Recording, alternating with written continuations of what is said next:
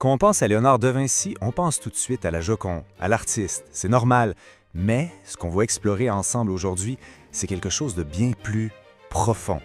On va regarder l'autre Léonard, le penseur, l'ingénieur de la nature, celui qui, avec son codex, a littéralement essayé de décoder l'univers. OK, pour commencer, on va se plonger directement dans une de ses notes.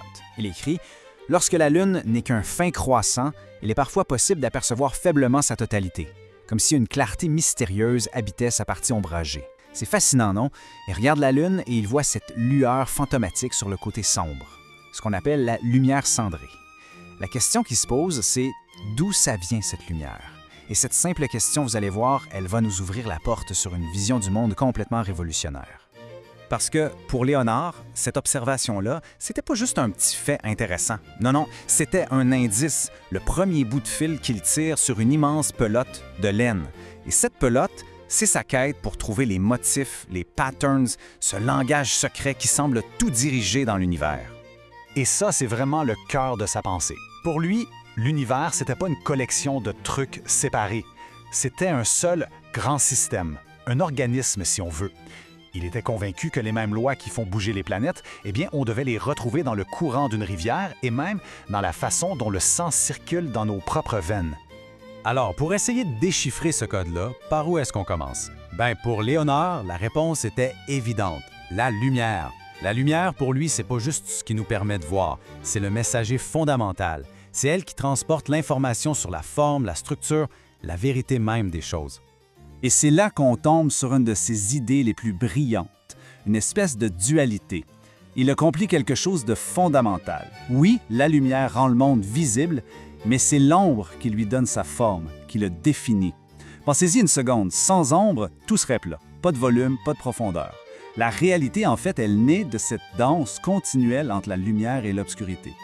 Et attention, ça, c'est pas juste de la poésie ou de la philosophie. C'est hyper scientifique, hyper précis.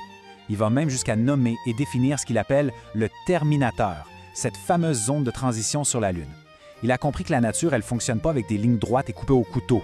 Non, elle est faite de dégradés, de transitions, de subtilités. Et là, on boucle la boucle avec notre mystère du début. Vous vous souvenez de la lumière cendrée? Eh bien, la voilà la solution. Léonard a compris que la Terre, notre propre planète, agit comme un immense miroir qui réfléchit la lumière du Soleil sur la face sombre de la Lune. C'est complètement fou pour l'époque. Ça voulait dire que les planètes ne sont pas juste des points lumineux dans le ciel. Elles interagissent, elles se parlent, elles s'éclairent l'une l'autre. OK, donc la lumière nous révèle la forme des choses. Mais qu'est-ce qui nous révèle leur mouvement? Pour Léonard, la réponse, c'est l'eau. C'était sa deuxième grande obsession.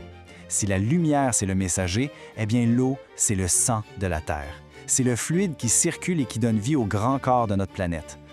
Et cette phrase-là, l'eau est le sang vivant de la Terre, c'est pas juste une belle image, c'est vraiment la clé de sa vision. Quand il compare un fleuve aux veines d'un corps humain, il n'est pas en train de faire de la poésie, il est en train de dire c'est le même principe, c'est la même mécanique, juste à une échelle différente. Et en passant des heures et des heures à observer l'eau, l'air, le corps humain, il a commencé à avoir un motif qui revenait tout le temps, partout, une sorte de signature de la nature. C'était quoi? La spirale, le vortex. C'est là que ça devient absolument génial.